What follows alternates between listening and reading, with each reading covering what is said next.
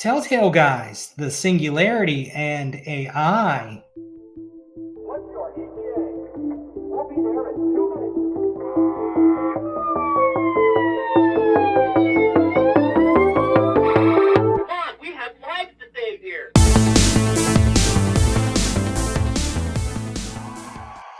Yes. Hey everyone, how's it going? This is Telltale Guys. Once again, I am Zane, one of your two amazing hosts, one of the two guys. My other host is Josh right over there, doing something with his hand, pointing at himself because he's amazing. Josh, how are you doing? Looking forward to this episode today. Yeah, I'm doing all right. Just got back from the dentist office and all clear. So big shout out to, I guess, my dentist for keeping my teeth all in shape.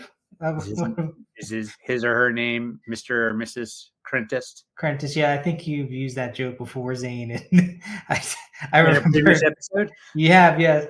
I remember this time that was from The Office, right? Because I Yes. didn't know previously. I was like, yeah, that's it. Well, But yes, yeah, I'm running dentist out of school. jokes apparently. Yeah, you need to watch some more dentist stuff, or you need to get I some should have more. referenced the Seinfeld episode. That would have been better. Yeah, don't be an anti-dentite. Get your teeth fixed, I guess. Are What you about, are you one of those people that are kind of scared to go to the dentist or just not like it? I'm not scared, but I wouldn't say it's my favorite thing to do.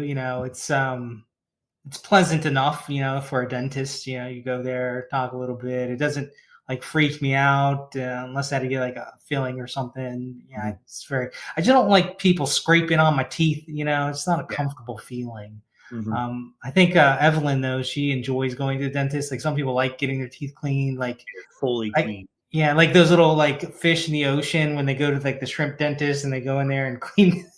They like Yeah. it. Now that I think would be cool if we had like little dental shrimp that you could go in there and clean your teeth.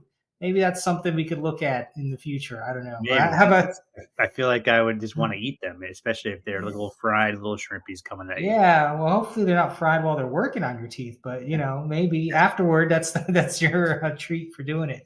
How about you, Zane? Anything new going on? Oh, well, I was just gonna say just a fun little factoid about me. My mom was a dental hygienist for like Oh, 50 years or so. Um, wow. she's still here, of course. But she Okay. retired, and she did it for a very long time, maybe even more than that, maybe like 55.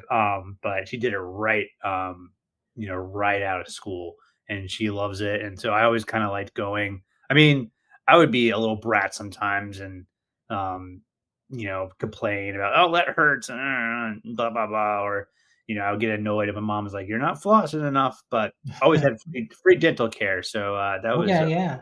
sweet plus. Did she ever get on you for like, that's bad for your teeth? Don't eat that candy.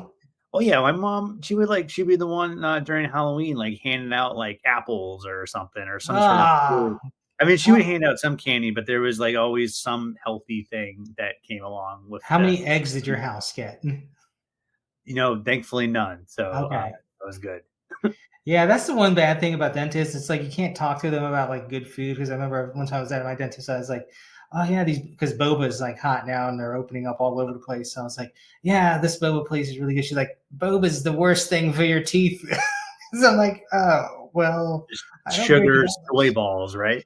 Yeah, or tapioca, I think is what they're made of, but it just sticks in there, and it's like, oh, okay, well that's not fun. What do you eat for fun? Right. It's Those, celery. those are delicious, though. Anytime I get Thai food, I will Thai Vietnamese. I will get like a bubba tea. So good. But your favorite flavor of boba? Do you have Mango, I think is mango? very good. Okay. That's Hmm. delicious. Strawberry. There's an avocado. Well, I thought I would like avocado, but it tasted way too much like avocado. It needed Yeah, like sweetener to it or something. it's a weird sweet thing to have. I think Yeah, my favorite. I like taro. I always get the very taro. good. Yeah, Yeah. and sweet potato. Oh, Fantastic. I Yeah, haven't tried that one. yeah. If you can find a place that does it, because not all of them have the sweet potato because I guess it's more intensive to get the flavor out. But there's Yeah. some out there that are really I good. don't know if I've seen that one. I'm pretty sure I would have tried it, but yeah. Speaking of sweet, we have a pretty sweet episode. Kind Yeah. of interesting, and it's definitely timely, um, intense, maybe scary, but very Yeah. thought provoking. So, Josh, let's get right to it. Yeah, well, it's hopefully it's timely, I guess, because by the time this comes out, they might have already surpassed what we're going to talk about. But today we're going to be talking about the singularity and AI, kind of more in general.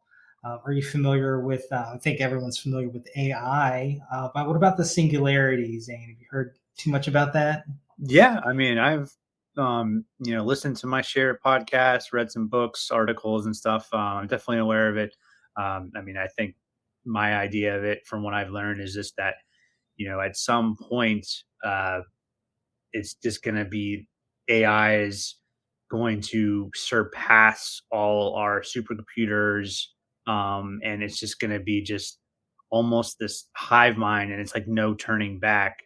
And it could be fine, but it's like we're kind of going to lose control of it, and it's going to become, like, I've heard theories, it's going to be like its own species, basically. Hmm. Like, Well, let's put a don't go pin too in far. that. Yeah, let's slow it down, Zane. I think it's an interesting topic, so you shouldn't have asked me that question. Zane's too AI. He's all over it already. I But am AI. let's maybe start a little bit back further. So recently, Sam Altman, he's the CEO of OpenAI. People might be more familiar with their product ChatGPT. He's like the big brain behind all that stuff, and maybe I guess some consider him the top player in AI.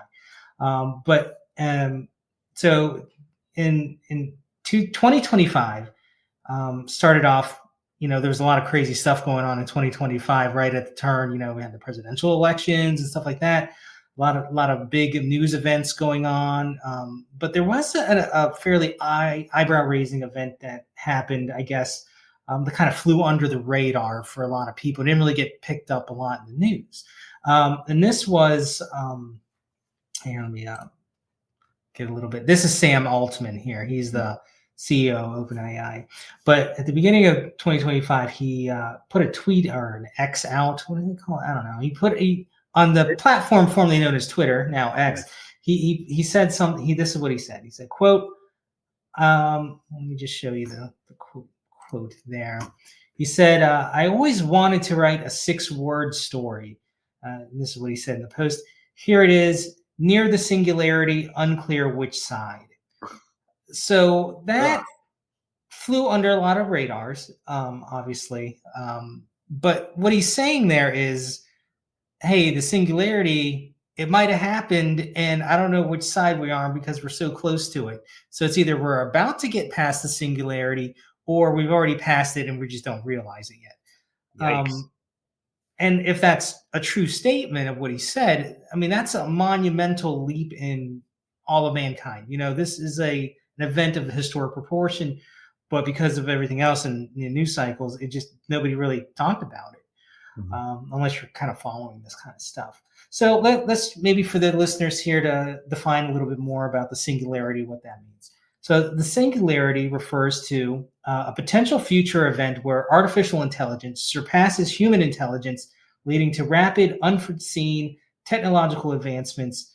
It raises questions about merging of humans with technology, the exponential growth of AI, the implications of reaching such a point. The development of AI is deeply intertwined with the progress made in human technology from past centuries. Now, the singularity in the context of technology and artificial intelligence refers to the hypothetical point in the future when artificial intelligence surpasses human intelligence, kind of what you were alluding to earlier, Zane, in a way that leads to rapid, unpredictable advancements. This event could result in significant and irreversible changes to civilization, as AI would be capable of improving itself autonomously, potentially outpacing human control or understanding. Now, the term is more often associated with there's a futurist and computer scientist, very famous. His name is Ray Kurzweil. And he suggested that the singularity might occur in the mid 21st century. So he was thinking like 2050. We're on pace to do that within the next couple of years, if not sooner than that. The idea is also closely linked to concepts like machine learning, the development of super intelligent AI, and the potential for breakthroughs in fields such as biotechnology, nanotechnology, robotics, etc. Now, while some see the singularity as an opportunity to transform, like be a transformative progress, others, are a little bit more skeptical, and it raises a lot of ethical and societal and existential implications. So that's kind of what the singularity is, Zane. And I think that was along the lines of what you were expecting it to be. Yes. Yeah, and I am that is another good point. Is like it could be considered the point where humanity and machine kind of merge, and we're already, when you think about it, we've already kind of doing it. We're already kind of used to it. I mean, you got some pretty spiffy headphones on right now. It's kind of a basic equivalence of it, but we use our phones all the time. We have headphones and our little earbuds, and so we're kind of addicted to technology. We're almost kind of like cyborgs ourselves, and also with other big companies. There's what Elon Musk's company where they're having little implants and all Mm-hmm. that. We're kind of already there, especially with the idea of humanity and machines fusing together to be that type of singularity. Yeah, and that's an important component of the singularity as well, is the merging of humans and technology to a point where they're pretty much glued at the hip, sort of say, like they're as one, more of a cyborg.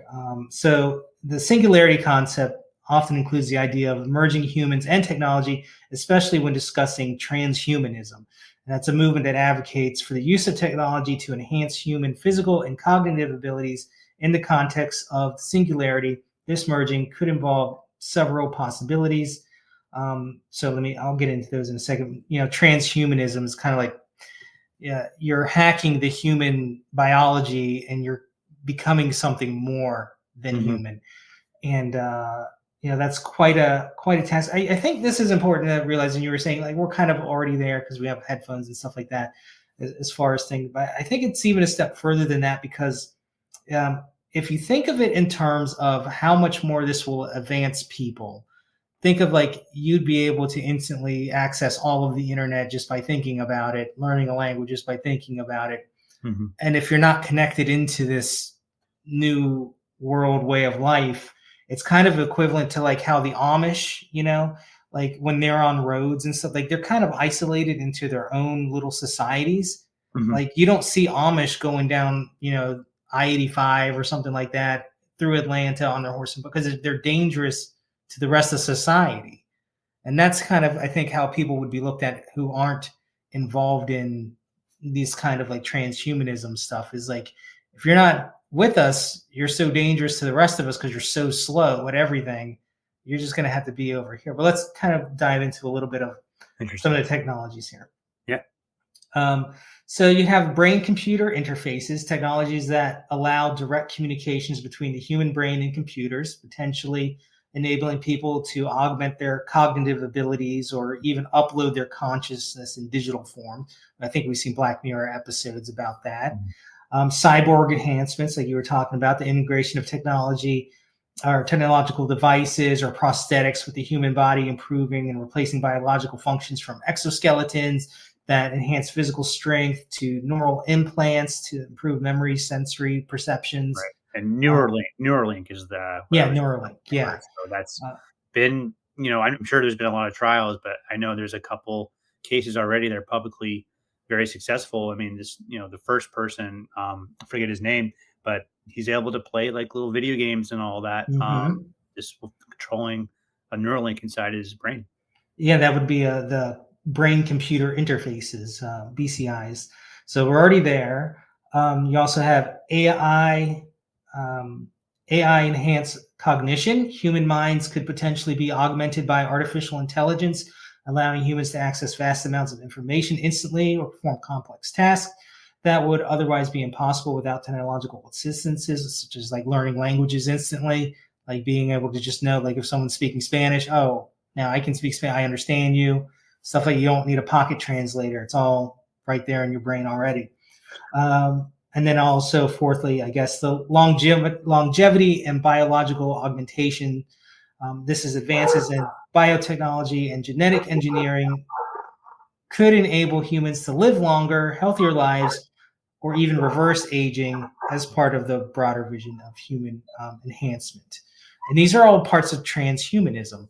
Not to say you want to turn into a dog human, and but you'd Right. probably be under to understand dog language if you had some of these advanced things like that. I always Um, thought that as a kid, that'd be so cool to kind of understand their language. So I never even thought about that.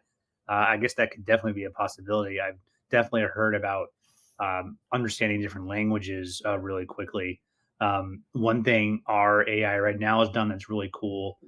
That's kind of its in infant phases, but you can take, like, let's say, a recording from our show and implement in one of these AI companies. And what I'm saying right now, it'd be my voice, but it could be in Spanish or something like that. That's yes. a really cool thing that's happening right now, or it's in the beginning phases. That in you can just translate it to any language, but my cadence, my deep manly voice will stick. And with, let's Yeah. say, the Japanese language or something like that. Mm. So Yeah, cool I've stuff. seen that done in a couple places that I thought were interesting, like with world leaders speaking, and then they translate it in like it sounds like their voice sounds in their language, but in English, and that's Mhm. really interesting. I even saw it done, and this is more of a historical reference, not like I'm idolizing it. I saw they did it with Hitler's voices too, like when he was doing like because you always see the historical his speeches, and they're so like blah, blah, blah, blah, blah, blah, blah, in German or whatever he's saying. So it's like it's hard to kind of grasp exactly what's the word? I guess how his orating skills translate because that's supposedly he was really great at that. That's why he was Mhm. able to deceive so many people and to Sure. kind of see how that translates into your own language. It's just a fascinating way to look at history, I think, and that can Yeah, be applied that's in a so good many point. different ways. Yeah. So in this future vision, humans of doing transhumanism, human consciousness and technological systems may become more intertwined with the potential of humans to transcend current biological limitations. The merging of humans and machine could be seen as a necessary part of life and to achieving and coping with the singularity, especially if super intelligent AI beings or begins to outpace human intelligence and requires new ways for humans to keep up or coexist with these systems. However, such ideas raise important ethical, philosophical, and existential questions, Zane, such as concerns about identity, autonomy, inequalities, I suppose, and the implications of radically altering what it means to be human. So like I was kind of giving the analogy a little bit earlier, it's like if you're not biohacked, I guess is a better term, like you won't even be able to function in society because people are going to be like, say you and I both had chips in our brains and we're trying to do I don't know, some kind of business transaction, right?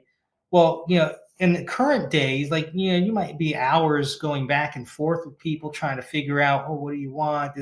this is what I can. You'd be able to do it like this with your brain souped up on AI. So like Mhm. if I was a normie person that didn't have chips in my brain, well, the people that are talking in business, I mean, they've already done their deals for the year within 2 minutes. And I'm here just trying to say hi, and it's taking me 5 minutes to say Yeah, hello to you. the Like, regular negotiating tactics aren't gonna work.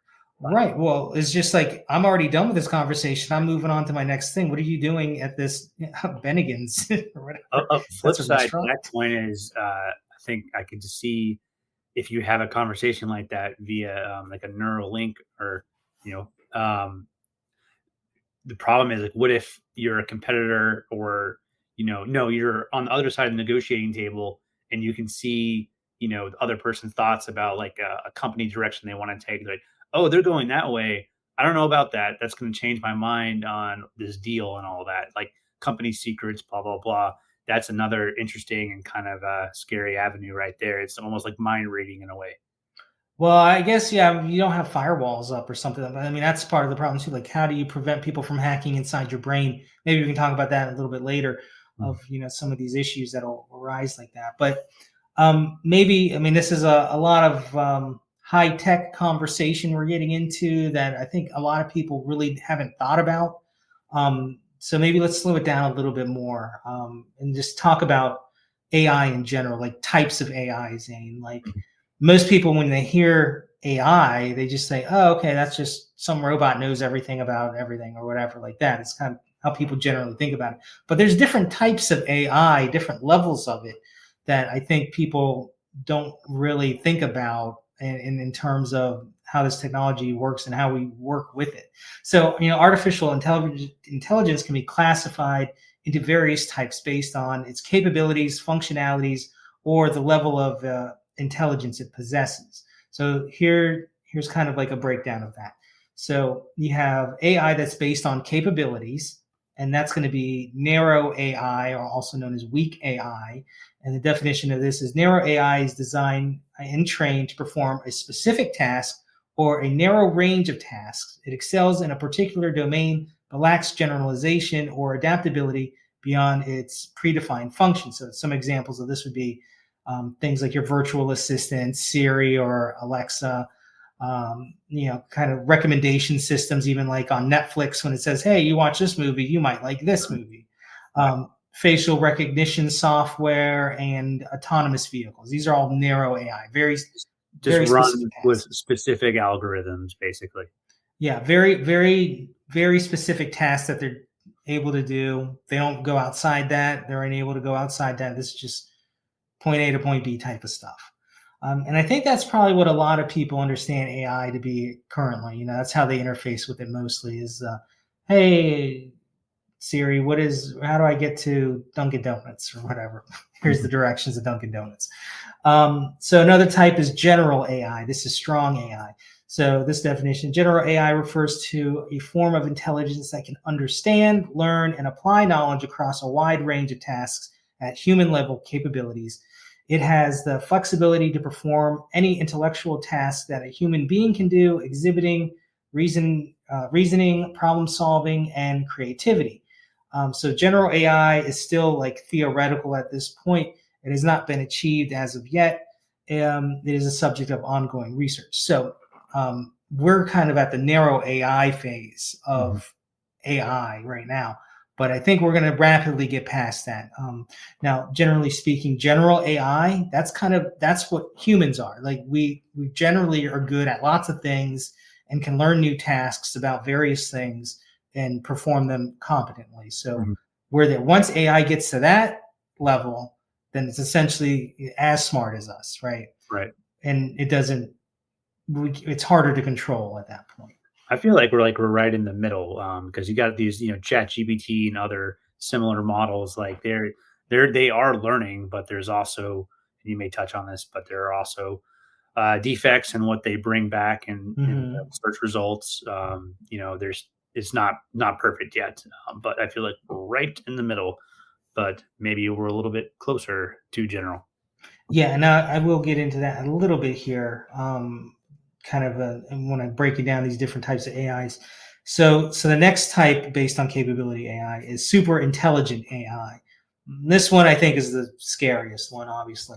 So super intelligent AI refers to a form of intelligence that exceeds human intelligence in virtually all aspects, including creativity, problem solving, and emotional intelligence. It would have the ability to improve its autonomously, leading to rapid exponential growth in its capabilities. So this is another hypothetical concept. This would be part of the singularity discussion, is currently being developed right now. So once it gets to this point, then it's like, what does it need people for? It can do everything itself. It can do everything humans can do, but better. So kind of think of it like it's smarter than every person living on the planet currently or has lived, and to a magnitude of like so many factors beyond that. So like it can just do anything you ask it to do and know everything it needs to be known because it's got all the resources for that intelligent stuff. Now there's some other types of AI. So these are based on functionality. So you got reactive machines, Zane, and the definition of these is the AI systems that respond to specific stimuli or inputs with predefined outputs. They do not have a memory or the ability to learn, or yeah, they can't learn from past experiences. So some examples of this would be IBM's Deep Blue. You might remember that computer program. It defeated the chess champion Gary Kasparov. Okay. Yeah, yeah. Kasparov. That was like when was that? I can't remember. Was it early 2000s, something like that? But it's like basic game type of AI systems and stuff like that.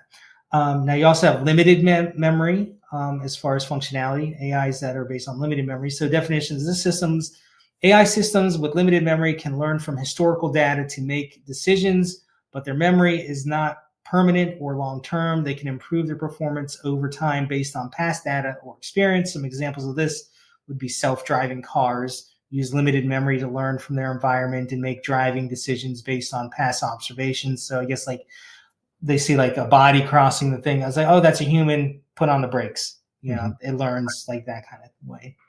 There's another Have you one. Is been in like the Teslas and kind of seen that yet? no, I have not. Have you?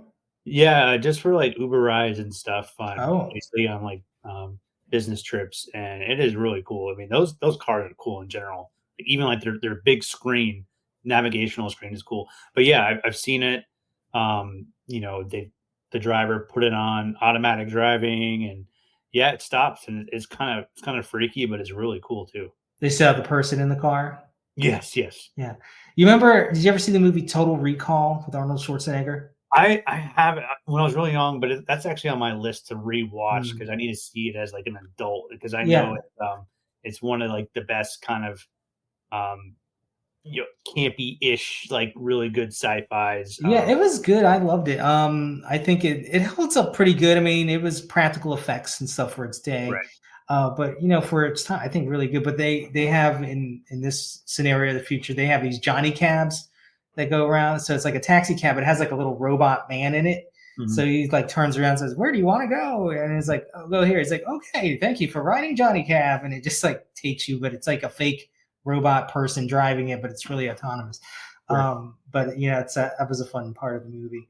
Um, so yeah, that's limited memory AI. So now you got theory of mind AI. So this type of AI would have the ability to understand and simulate human emotions, beliefs, intentions, and thought processes.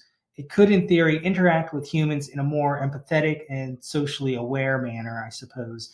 So this is also a conceptual level thing because that's like high, like when you're dealing with emotions in robotics, I guess. In AI, that's something they haven't learned how to program into these things yet. Mhm. So it's still ongoing research there, and I guess that's good. And then you have self-aware AI. So this definition of let me back up. So the theory of mind AI, I guess, would be more like was that movie Her, where it was like a girlfriend, an AI girlfriend or boyfriend, something like that, and you can talk to it and it's like, oh, sorry to hear about that, dear, that's bad, whatever. All right, Right. so then you have self-aware AI. Self-aware AI would have consciousness, self-awareness, and a sense of its own existence. It would not only understand emotions and other cognitive states but also be aware of its own internal states and experiences.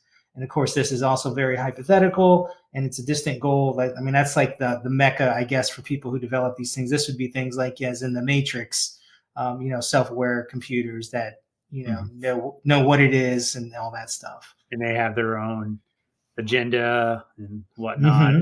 It's their own path. It's like kind of what I Yeah, talked about before. It's like their own species, basically. yeah, pretty much. Like, how can you relate to that? Once you get the toothpaste out of that bottle, good luck putting that back in. Yeah. Now, the third type here is you have AI based on learning styles. So you have different levels again here. You have supervised learning. In supervised learning, AI is trained using labeled data, i.e., input-output pairs. The system learns to map inputs to correct outputs based on examples that is provided. So this would be like image recognition software, spam email filters, voice recognition. So it's like, oh, this voice pattern matches what I have in my database. You're identified as so and so.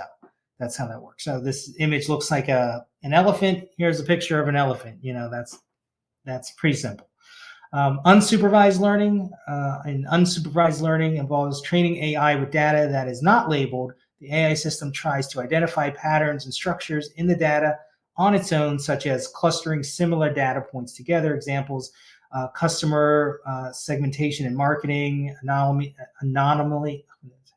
anomaly detection, and certain types of recommendation systems. So it'd be like, this does not fit in this group of patterns. Like, I guess if you're trying to like, I don't know, if you've had software and you say, hey, here's a picture that has people in it, find everything in it that's not a person, and it would be Mhm. like, this is not a person because these are not people in this. Here's a tree. What was that That's called? my. CAPTCHA?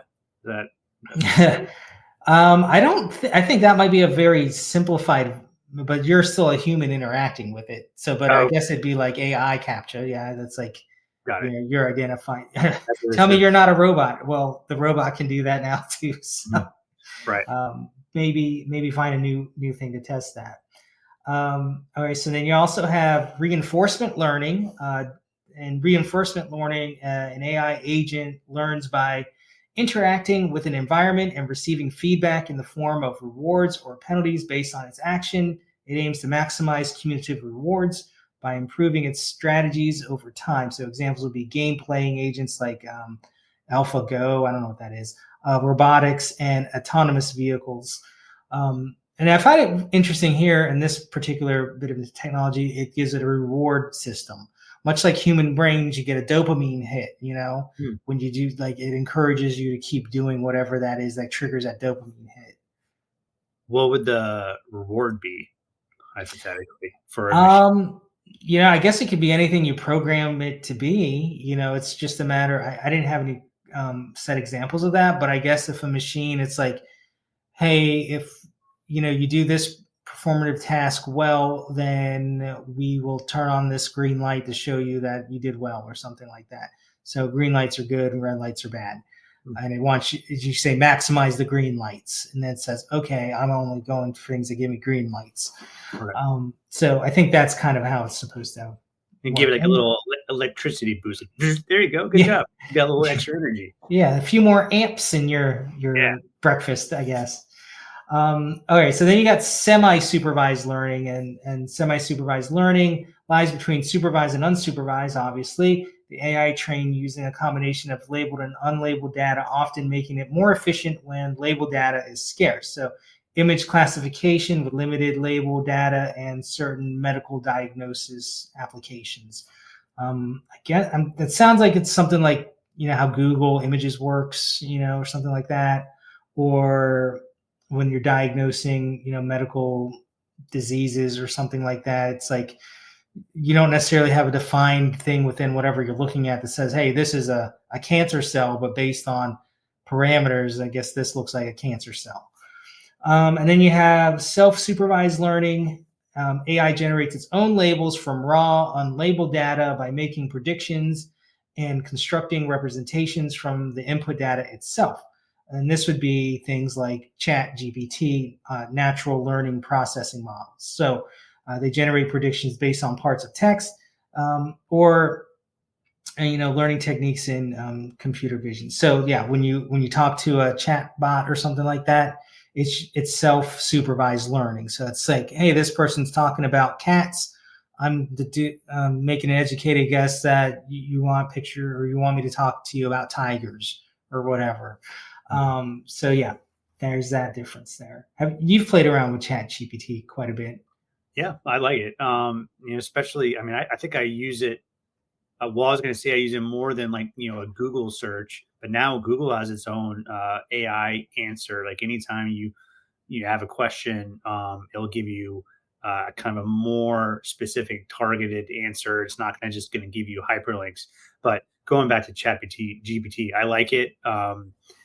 For my kind of industry, like it helps me give me ideas for certain strategies or writing topics. I never want to copy what ChatGPT says because there's going to be a little defects there. But it's really good for giving you inspiration, and it just feels like it's not there yet, but it feels like you're talking to another person who can give you kind of what you want. It's Mm-hmm. so much better than like a search engine, because search engines, oh, here's a bunch of links, and it might go to a wrong link. But I'm a big fan, and I haven't used any others like Gronk or anything because you got to pay for that. But Yeah. I'm sure I do like them. Yeah, I mean, they're definitely convenient and give you good jumping off points for things you're researching or whatever you're using it for. And people are inherently lazy. That's a thing. So, hey, why not have this robot do it for me? And it's so fast, too. It's like, here's your stuff you want. All right, so there's a couple more other classifications for AI. So you also have artificial neural networks, and these are computational models inspired by the human brain, consisting of interconnected layers of nodes, neurons. ANNs are used in many machine learning and AI applications. So examples would be deep learning systems like image classification, speech recognition, and natural language processing. So you notice a lot of these will kind of like overlap with each other as far they reinforce other ones because they're different ways of categorizing AI. So it's like if it does this in this part, then it's this kind of AI, so and so. You also have expert systems. These are AI systems that emulate the decision-making abilities of humans or human expert in a specific field. They are predefined rules and knowledge bases to provide solutions to complex problems. So these would be medical diagnosis systems, troubleshooting guides, and technical support. So it's like, hey, computer, my patient has these symptoms here, and the computer says, hey, this is what it probably is because if it has these, then this is what it's going to be. Like these are the symptoms that match up with the disease or whatever. So it seems useful for doctors, I guess. Mhm. Natural language processing or NLPs. And NLP is a subfield of AI focused on enabling machines to understand, interpret, and generate human language. So these would be chatbots, again, translated services, sentiment analysis, and language models like ChatGPT.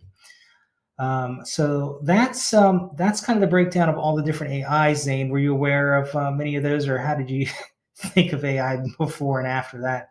Yeah, I mean, I was aware, a few of them, and it makes sense that there are more that I wasn't as familiar, but, just in general, yeah, kind of aware of them and definitely used them, especially kind of those chat bots when you're trying to find something on a website and how, you type in, I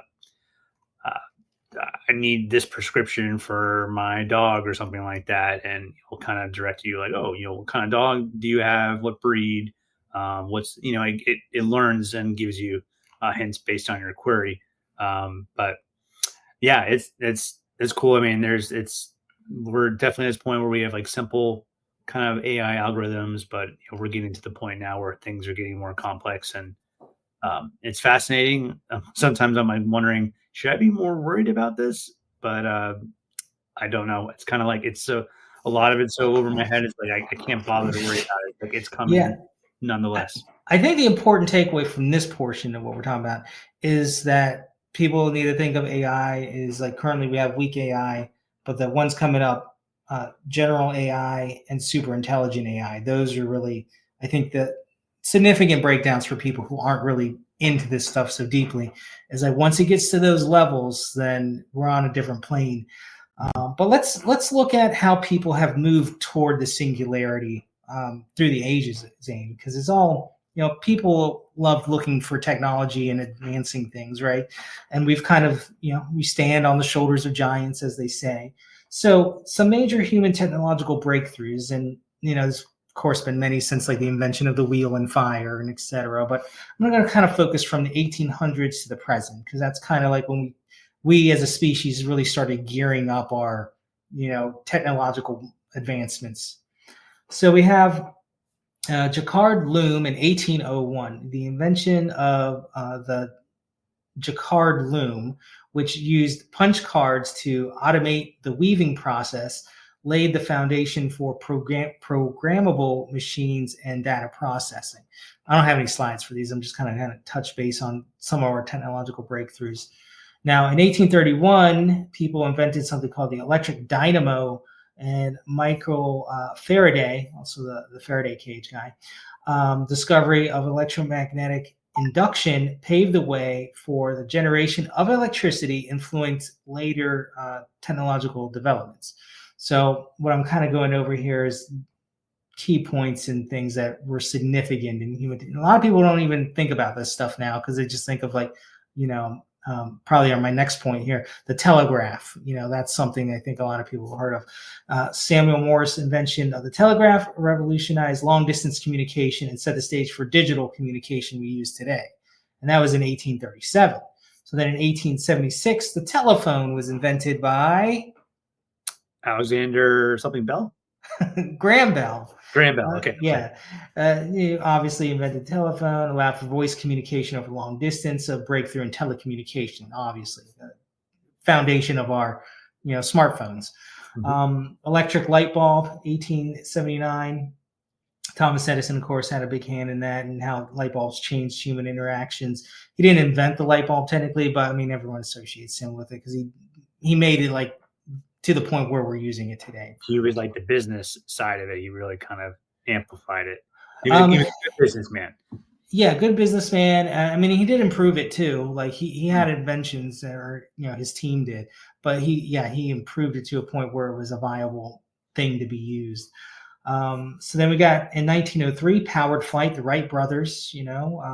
First successful human powered flight marked the beginning of the modern aviation age. And what that did was it drastically shrunk the globe, so it made everything people traveling, exchanging ideas, technologies, exchanging technologies, Delivering and products. yeah, delivering products and enhancing human mobility. So I mean, that was a huge step to modern society, obviously. Now, in 1927, we had the first talkie, Zane. That was The Jazz Singer. That was a movie where they first had synchronized sound cinema, transforming entertainment industry. That was a huge step. 1942. What do you think happened in 1942, Zane? Let's play a little guess. 19, well, the first probably just kind of black and white movies, kind of propaganda with World War II, maybe something like that. No, but in World War II, kind of along the lines, in 1942, the first nuclear reactor Oh yeah. opened, ushering in the nuclear energy age. That Mhm. was a critical role in global politics and energy production. Today. And then in 1957, Sputnik launched the first artificial satellite by the Russians, or the Soviet Union, and that was obviously is a backbone of how we use technology today with Starlink and satellites, GPS, etc. It's all based off that Sputnik launch in 1957.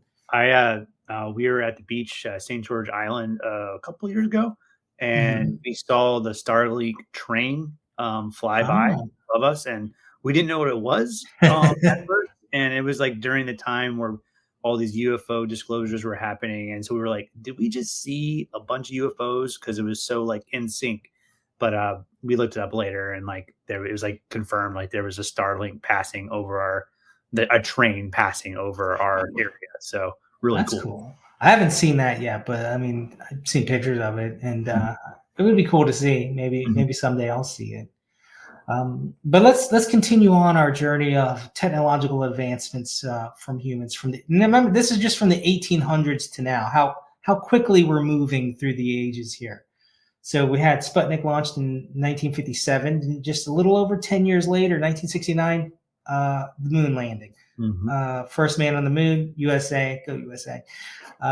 Then 1971, we had the microprocessor, obviously a big component in computers, Zane. It makes possible the foundation for the digital age and how we're talking now.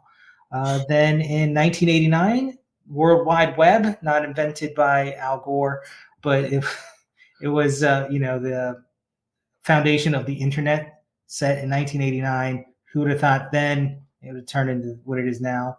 Mhm. And so let's jump ahead to 2004. So from 1989 to 2004, you have creation of Facebook, which, love it or hate it, transforms social media, establishing a new kind of way humans connect and communicate with each other.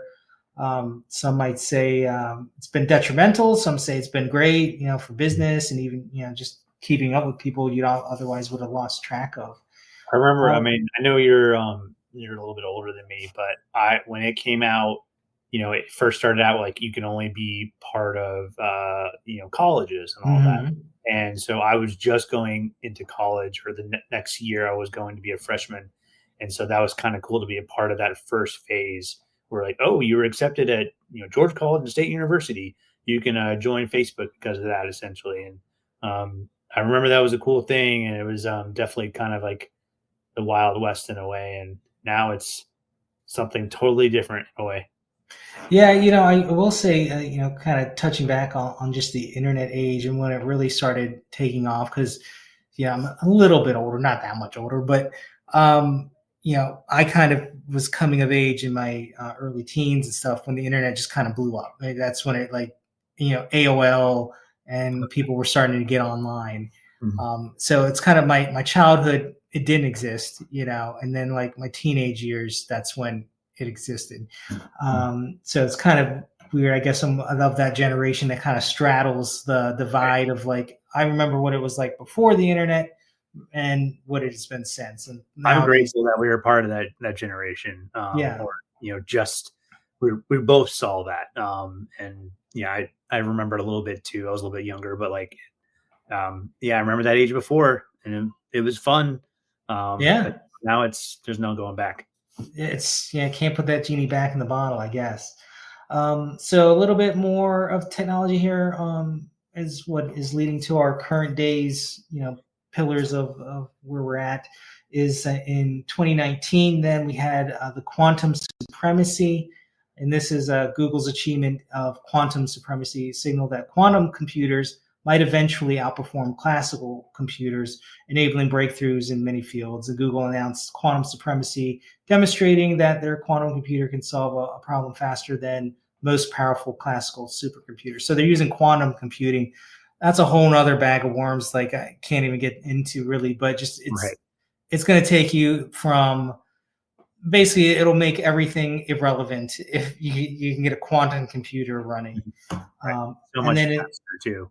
it's faster by magnitudes of like millions. I think Mhm. like I think what was it More like if you storage, what's that? more storage too. I mean, it's just so much better than the classical computers, like you said. Yeah, I think like a problem that would take our best supercomputers like hundreds of years to solve, a quantum computer could solve it in like a couple seconds. Like that's how insane it is. So and then in the 2020s, AI assisted technologies. Of course, we're kind of living through that right now. The rapid rise of AI driven technologies such as ChatGPT and deep learning models has raised questions about ethics and all that stuff. So that's kind of technologies that were just building the infrastructure of leading to AI. There's a whole nother infrastructure of just AI related tech, I think maybe would be nice to dive into briefly here. So these kind of lead to the development of AI specifically, not so much our overall, like, hey, here's the internet, here's, nuclear power or whatever. But this is going to range from things like, well, let's just talk about it. So it's a condensed timeline of key events in the development of artificial intelligence, spanning from the ancient to today. So circa 100 BC, we talked about it before, the Antikythera mechanism. But you probably don't think of that when you think of AI, but the Antikythera mechanism is an ancient Greek analog device believed to be the first known mechanical computer. It was used to predict astronomical positions, eclipses. Well, it's not AI; it represents early computational thinking. So Which that's civilization did it come from again? it's Greek. Greek. Yeah. So and that was circa 100 BC. So a long time, over 2,000 years ago, this Mhm. thing was developed. And if you look at it, it's like a complex set of gears in a box and stuff. It's Right. like people came up with that long ago. So then Ancient in civilizations, man. yeah, maybe they had AI and it collapsed their society. I don't know. We'll find out. There's a topic. Yeah.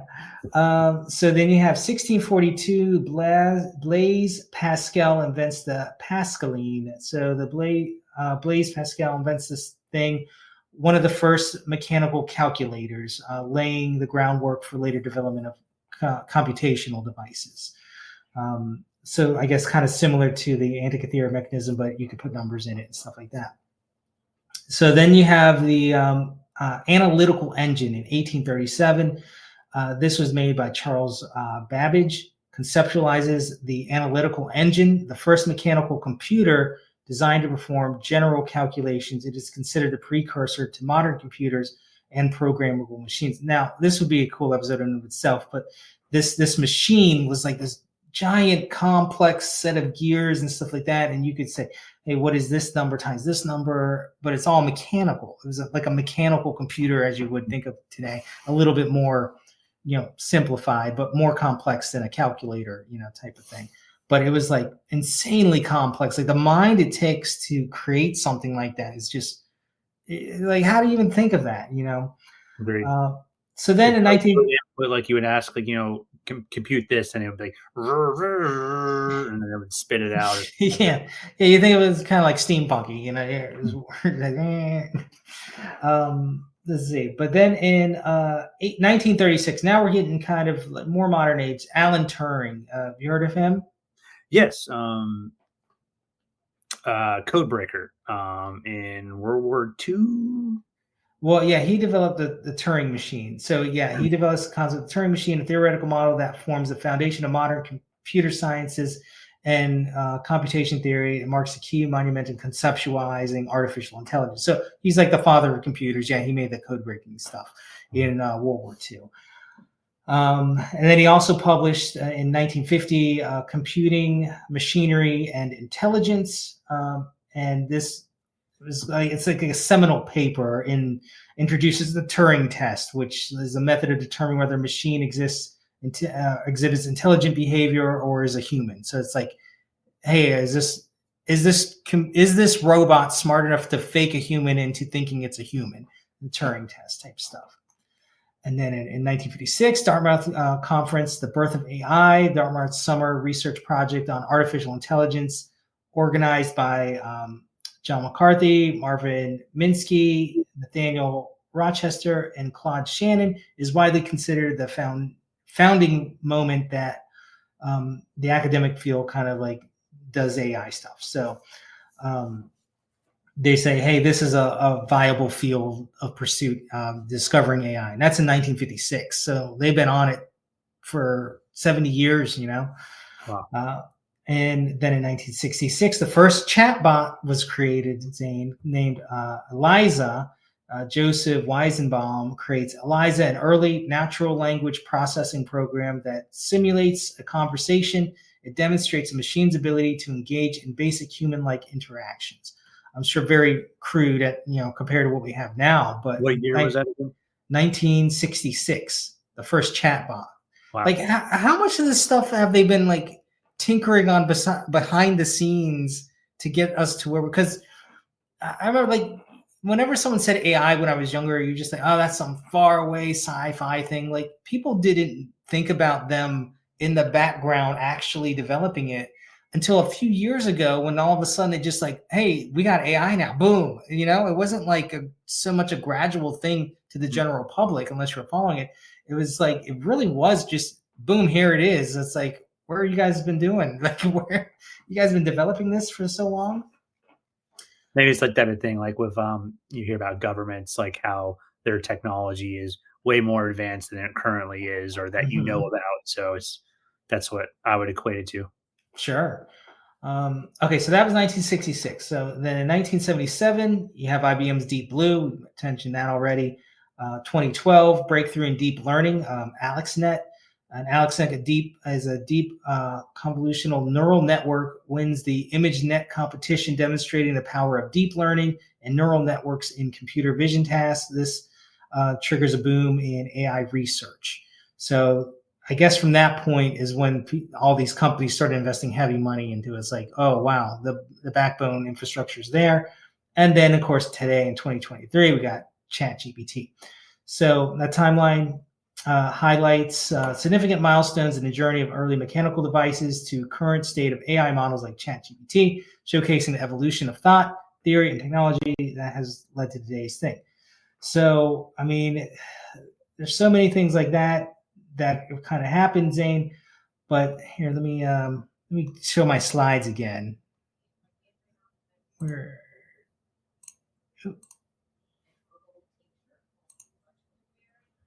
All right, here's a chart of the singularity process. I made this. It was kind of difficult to me because I haven't made charts in a long time. So let me I would be right there with you. Yeah. yeah. So basically, human. If you look here on the chart, human existence, like the singularity, is the point, as we discussed earlier. Remember the merging of humans with technology, and or the when AI overtakes humans as far as like it being smarter than humans. So you can see that yellow dot on the very top there. That's the theoretical point of AI, uh, um, of the super intelligent AI, I suppose. And these blue dots were all those things I just went over, and kind of showcasing our progress to that yellow dot, which, we're on pace to kind of either hit this year or shortly after this year, Mhm. 2025. Yeah, just Um, looking like 2000 to 20 2,500, like, yeah, it, looks like we are right there smack dab. Yeah, and we're going to get there sooner than later. And I think there's a lot of important things to discuss before we get there that humans haven't even really, as a general populace, done. So human technology progresses, and the development AI are, we're on a converging path with it. And with key milestones such as, launch of Sputnik, the invention of the microprocessor, blah blah blah blah, AI's has the growth of AI has exploded. And the singularity represents the potential tipping point where AI may surpass human intelligence, profoundly changing the future of technology, society, and humans itself. Now, this always makes me think, saying, of kind of like the duality of man, in kind of like the sense of that people hate change, right?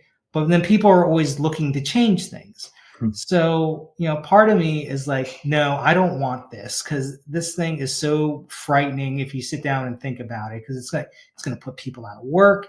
It's going to cause a lot of issues with just like the human experience. Like, hey, if people aren't working and super AIs are all over the place and can like do the tasks that humans do, what's the purpose of humans?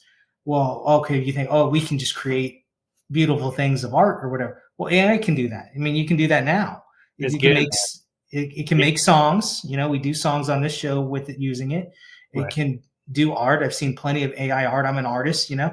I don't use it myself because I like to do the human art, but it already does the creative things that humans supposedly want to do themselves. And it's getting Um, better rapidly. I mean, like a year or two ago, like, yeah, it's AI, doesn't look as great. But now, mhm. especially even like for video, like it's you can, for some of these AI models, you can input like make a 5-minute movie, an action chase scene in Tokyo, and it'll look really good. Like it'll look like a live action shot movie. So it's pretty impressive. Yeah, so part of me is like, no, I don't want this. But then also too, there's lots of benefits that could come from AI. Like it can cure so many diseases theoretically, like it problem solve, you make things so much more efficient where it's like, you don't have to worry about the complexities of say like I don't know, like a massive building project, like a dam or something. Like AI is like, hey, if we just do it this way, here's my robots, I'll have it done in like 2 weeks, instead of like, dangerous labor for people or whatever like that. But it's kind of like smartphones. Remember when they first came out, people were like, "Oh no, I don't want that. It'll be tracking me, and they'll know what I want, my shopping habits." But now, pretty much everybody has a smartphone because it's convenient. Right. It's like sure it might have you're always online, you're on social media, it rots your brain, but I can order anything I want off Amazon in like 2 seconds. So like that's the benefits of it. But a lot of people were against it, like I said. But where are we now? Saying where currently are we with AI? Well, kind of I guess serendipitous to this topic. Recently was announced the Stargate project. Did you hear about that in the news? I don't think so, actually. Okay, well, this is President Trump recently signed a bunch of stuff or made deals with these companies to Okay, invest. I didn't know the name of it. But yeah, Yeah, keep going. Sorry. Yeah, with so they announced they would invest $500 billion over the next 4 years building AI infrastructure. The players in the Stargate include SoftBank, OpenAI, ChatGPT guys, Oracle, MGX, also ARM, Microsoft, NVIDIA. They are essentially building. data centers to generate the electricity needed for future AI. Right. And a lot of people don't think about this, but this is a data center. This one's in Ireland. People don't know how much energy this thing takes to run, and the amount of things they're building to house the data for one, and just to create the power that it needs is going to be like, if you don't get it done in the next couple of years in China or some other foreign adversary, they're already building their stuff. Like, you want to be the first one to have this technology, or else you're pretty much done. Mhm. But yeah, so this right here, this is a picture of the data center in Ireland. It's large, you can see. But also, Zane, like recently, this is, you remember 3 Mile Island? Did you ever hear about that? And Mhm. it was like a nuclear disaster. No one died from it. Like, they Right. stopped every meltdown before it happened. But the 3 Mile Island nuclear plant is set to reopen because Microsoft is saying, "Hey, we want to buy this island, start up these nuclear reactors because we're going to need this energy to run our data centers essentially." And you think about 3 Mile, how much energy that was, like, that thing was supposed to power, millions of people. Like, but they're going to use all of it just for these data centers and running AI. So it's kind of weird to me. Like, okay, people have fought nuclear energy for so long, and I think it's one of the best things. It's clean, relatively low risk. Yeah, you can have a meltdown, but I think we can build them now where they're fairly safe to people, even if that happens. But it's like, okay, so people can't have this clean, pretty much limitless energy, but these supercomputers can have it. And like, what do we get? We're not going to get any energy. It's all going Mhm. to go to this thing, our new god, this all-seeing, all-knowing species that'll pretty much be better than us in everything. I think people aren't ready for that. Zing, what do you think? Yeah, I would agree with that. I think, yeah, maybe the vast majority of people definitely don't know about all of this that we discussed in this topic, and so it could be like a sledgehammer that hits us. And that is a very interesting aspect, is that um, AI and the technology and the data centers require so much power. They need a lot of land for these type of power plants. I mean, yeah, it's like they require, besides 3 Mile Island, like these other centers require their own little mini nuclear factories or the equivalent of, and um, it's um, it's a race to get those. And there's issues too with getting the right micro materials, like the type of, not gems, but The lithium and heavy yeah, metals. those materials, raw materials. That's a race that, like, China has a lot of different mines around the world. America's trying to figure out if they can do it locally, or it's just like a race. It is like the new space race. Yeah, and I think something to, and we've kind of touched on this a little bit, is what's the next step here? What are we going to see happen, that's really going to change society? And I think within the next, maybe by the end of this year, possibly in the next year, are these things called AI agents. And this is an article from IBM where they're basically talking about AI agents. Artificial intelligence agents refers to a system of program that is capable of autonomously performing tasks on behalf of a user or another system by designing its workflow and utilizing available tools. Now, you can look this stuff up if you go to IBM, but this is from one of the IBM scientists here talking about it. And essentially, AI agents are people or robots doing people jobs. So you can think of this like, they'll probably introduce it first like something like travel agents. Like, hey, why go to priceline.com? Just go to aitravel.com, or the app or whatever, and just say, you can talk to it. It's like, hey, AI agent, I want the best booking for a trip to Japan next year. And it'll be like, oh yeah, here you go. It's the best thing is this. You want me to book that for you? Okay, cool. It's done. Boom. That's something that's going to be in many aspects of society, not just like the fun little, travel things and stuff like that. It's going to be pretty much anything you interact with now with a human, for the most part. It's going to be one of these AI agents. And how are people supposed to function like when you remove people from talking with people, that makes people irrelevant, right? So it's like, why why would we need so many people to be around when they're not doing anything? I think this is also an aspect that scares a lot of people, is like the elite, the people in control of these things. They don't want this many people on the planet. So what's going to happen to the people who don't have jobs? What's going to happen to the people that they deem as unnecessary, the people who don't want to connect into the system? Like what I say earlier is like you're going to be like the Amish. You're just going to Mhm. be isolated into these little zones in society where you can't interact because you're not even, you don't even have a neural link in your brain, so you can't even do banking with us. What, like, we've Right. already calculated our banks out for 10 years, and you want to do a transaction for $1.35 in change for some gum? Sorry, like, You're a fossil.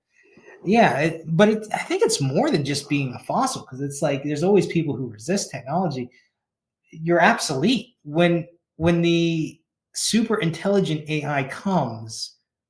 Like, what good what's your purpose then? You know, like Zane, like now you say your purpose. Well, I go to work so I can make money, so I can support my family, so I can do this podcast with Josh because it's fun, Mm. whatever. Well, I'm sorry, there's already like AI bot that has a better personality than me and you, has better, has more followers. It does the same topics, but it has it Doesn't planned, repeat jokes. doesn't repeat jokes. It's already planned out for 10 years. It's analyzed all the top podcasts that people enjoy anyways, so it knows what people like. You're irrelevant. No more hobby for you. You're not helping out our show right here, Josh. Well, this is part of the conundrum, I think, with Mm. AI, is like, I don't think people have thought about it. They just think, oh, it's convenient. I can talk to Chat GPT to help me with my human work. Well, your human work might be not there within the next couple years, and Right. then what do you do? What's the plan? What do you think they're going to do with all these people, Zane? I mean, I think there's just the hope that, if that does happen, there's can be just some sort of, livable wage. It's kind of turning into like kind of very socialist communism type thing, but it's like, you know, Universal income is what you're universal talking about. income, but like Mhm. you can pursue your own interests at this point. You don't have to. But what does your interest mean? That's like, It's just important to yourself. It's like you're taken care of, and that's just like that's one positive outlook for it. So well, I think to an extent, though, it's going to make even that pointless, because you might pursue something. Say you have a hobby, playing piano or something like that.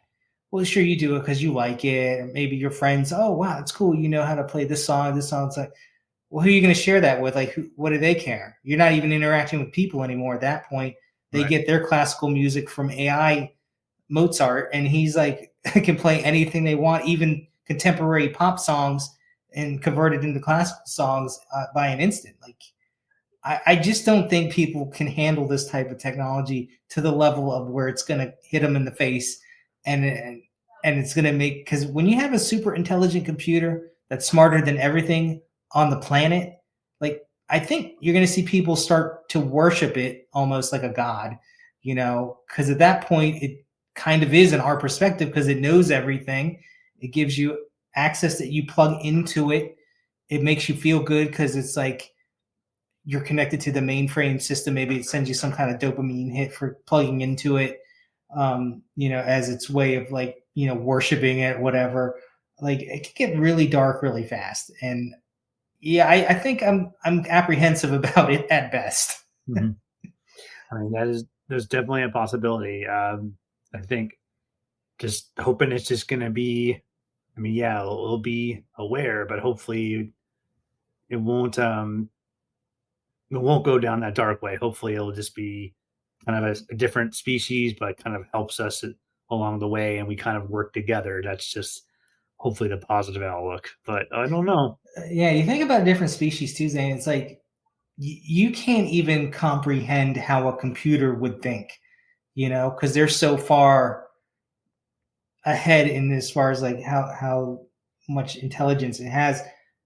Like, it might view you, like, if it gets to a self-aware state and can't be contained, like it's going to see humans as like how we see ants, Sure. like just like a nuisance that gets in my way. I know what's best. I'm going to do my thing. And oh, by the way, I also have control of all the nuclear weapons. Oh, and I have control of all the war bots, and I have all the control of your water supply and your power supply. Oh, you guys are going to try to shut me down. How about I shut down all your power factories Mhm. that provide you energy? And now you're cold in the severe winter. That'll kill a bunch of. Oh, your supply chain cut off. Food cut off. Like it is frightening how much power this thing is going to have over our day-to-day life, and I think that's something people need to discuss. But that's just my takes on it, Zane. I don't know, maybe I'll be wrong. Hopefully, maybe we can lighten up this ending with a drawing, perhaps. Yes, let's do that. All right, Zane. The if you were a super intelligent AI, you would have already had your drawing pad with you, and we wouldn't have had a pause right there. But It just shows the flaws in humanity and how quite possibly we're just going to be enslaved because of our idiocy. yeah. All right. So I guess draw anything that comes to mind, Zane, that has to do with AI. You ready? Mhm. What will they draw? We wonder. Will it be a house, a cat, or thunder? Oh no, no, the pictures suck, oh dear. But we cheer them on, the friends, let's hear. Josh is sketching something round. Zane's lines are all over town. Crayons flying, colors burst, but their art is the worst. Ah. All right. Mine is kind of crazy and it takes a little explanation. I'm kind of already been inspired by something else, but do you want me to go or do you want to go? I guess I'll go since I'm here, and mine is also crazy, and will take some explanation because I don't think I did it right. But let's see. Here we go. Zoom in. Here's a quantum drawing. Oh, wait. There you go. So I have people in pods as a battery generator for the computer AI, kind of like in the Matrix. Matrix, Yeah. perfect with our background. All Yeah, right. that's possible, I guess. Yeah, maybe. We'll see. All right, there you. All right. How do I? But Here oh, we we go. were both hitting it. Okay, here we go. It's a All butterfly. right. So this is, and maybe some of our fans will probably get the connection, but this is kind of talked about on Joe Rogan's podcast how he thinks AI is kind of like um, the separate butterfly that's kind of going to expand out of our human mind, basically. And it kind of goes back to what I said, like how it's like a different species. It's going to be this thing that kind of grows and does its own thing. And I made it kind of like a robot, obviously, but Okay. it's gonna be its own thing that comes from us. It's out of our control, and hopefully it's gonna be nice and peaceful like a butterfly. But who knows? But that's what he kind of equates it to, and it's an interesting thought. But that's what I kind of thought. It's yeah, it's gonna be its own thing, and hopefully it will be nice. Please don't kill us, AI overlords. All right, Zaid. Final thoughts on AI. There's nothing we can do, so let's go along for the ride. Um, I have one thing because of that thinking, like there's nothing we can do. I'm just like I don't think about it every day. But so what if it does hit and we are here and all of a sudden we're out of control? Well, okay. I'm of the opposite mind of thinking. I say fight to your last breath. Don't let those robot bastards overtake you and take them down. That's Hopefully, me. all the funding with this Stargate thing we can get prepared if we haven't already have some contingency plans. Yeah, absolutely. All right. Well, I guess that's all for this week. If you're watching this on YouTube or listening to us anywhere, make sure to give us a like and a share. Let us know your thoughts on AI. Maybe by the time this comes out, AI would have already enslaved us and won't allow this episode on in the first place. So hopefully, hopefully that doesn't happen. But if you have thoughts on any, let us know in the comments below. And I guess we'll see you next time. Ready to join the robot overlords. No.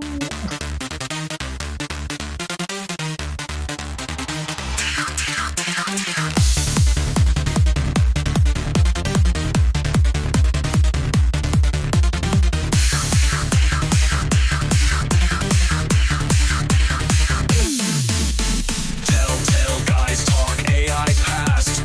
Digital wizards, memories vast. History coded, silicons glow. Bytes and circuits start to flow.